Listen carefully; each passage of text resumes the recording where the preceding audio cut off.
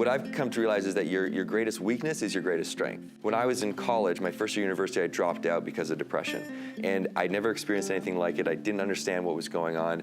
And it was devastating. Like I lost my scholarship. I was on the national rugby team. I got dropped from the team.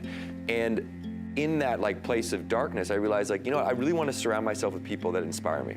That's when I called Johnny, who is a filmmaker, and I said, Johnny, let's make a movie. I want to do something that'll be fun and inspiring.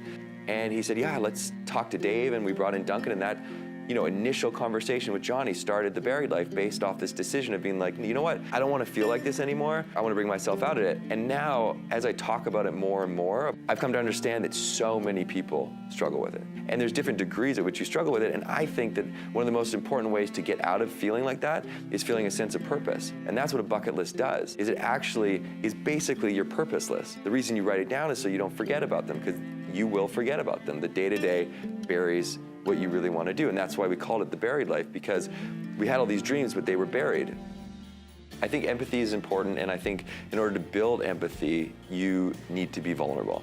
And I think you'll see that when you are vulnerable about the things that you have going on, you'll see a sort of an inpouring of support because you showed that type of vulnerability, and that's how you build empathy with other people and build a connection where they say, oh, look, you're dealing with something, I'm dealing with that same thing too. I really believe that the biggest way we can kind of help with that is normalizing the conversation around that, so people don't feel like it's such a difficult conversation to have. This whole thing about depression, it ended up being this incredible ride, the opposite side of that, but I never would have done it if I wasn't in this low. And now speaking about it, as I see people that are struggling with it, I feel like it's sort of, again, this is kind of my gift to talk about my ups and downs so they can feel like they have a sort of someone to kind of connect to get through their difficult times. So the thing I want to leave you guys with is, what do you want to do before you die?